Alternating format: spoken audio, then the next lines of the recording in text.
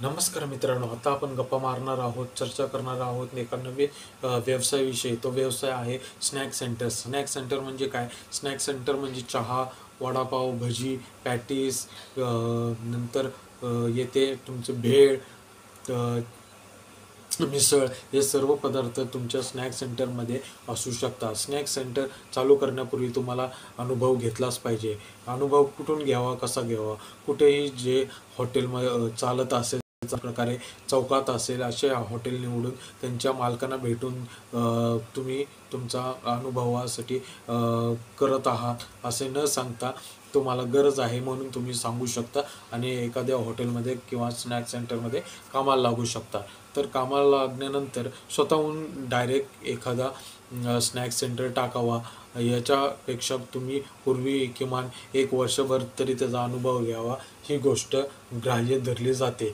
कारण तुम्हाला मिळालेला 1 वर्षाचा अनुभव बऱ्याच गोष्टी तुम्हाला शिकून जातो. त्यामुळे तुमचा जो नवीन चालू होणारा व्यवसाय असेल, स्नॅक सेंटर असेल किंवा हॉटेल असेल, यामध्ये तुम्हाला अडथळे कमी येऊ शकतात. किंवा जवळचा तुम्हाला प्रोव्हायडर असेल, सपोज तुम्हाला भेळ बनवायची, भेळीसाठी लागणारी शेव, नंतर मटकी, या मिसळसाठी लागणारी मटकी, या गोष्टी कशा ॲक्वायर करायच्या, या कोणाकडून घ्यायच्या, त्याचे रेट काय चालले आहेत मार्केटमध्ये, आपण मार्केटमधल्या रेटप्रमाणे घेतो का आपण होलसेल सोडून रिटेलच्या शॉपमधून घेतो, मग आपल्याला महाग पडते का ती वस्तू, या सगळ्या गोष्टी आपल्या या बिझनेसमध्ये कव्हर होतात. त्यामुळे तुम्ही पहिला अनुभव घेणं गरजेचं असतं.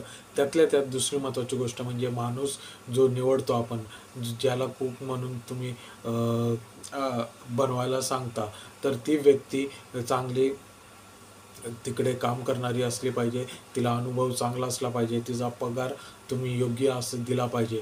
बरेच जण कमी पगारावर काम करतात, पण नंतर त्यांना जमत नाही ते तेवढ्याच पगारामध्ये काम करणं. त्यामुळे ते पगार सोडून तो जॉब सोडून जाण्याची शक्यता जास्त असते. त्यामुळे मॅन पॉवर हँडल करणे ही सर्वात महत्त्वाची गोष्ट झालेली आहे आजकाल हॉटेल या विषयात. आणि हॉटेल या विषयात जर तुम्ही एखादा आचारी ठेवलास आणि कालांतराने तो आचारी बदलला, तर तुमच्या जेवणात, तुमच्या आयटमच्या चवीमध्ये फरक पडतो.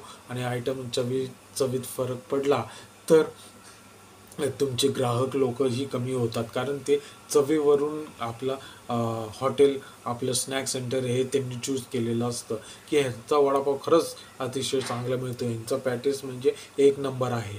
अशी गोष्ट जेव्हा त्यांनी मनाशी बांधली असते, तरच ते त्या ठिकाणी स्नॅक सेंटरमध्ये एंट्री करतात. जर तुमचा आचार्य सोडून जातो तर तुमची चव ही बदलून जाते. त्यामुळे त्याची जागा घेणारा नवीन जो आचार्य असतो, तो सेम चव देईल याची गॅरंटी देता येत नाही.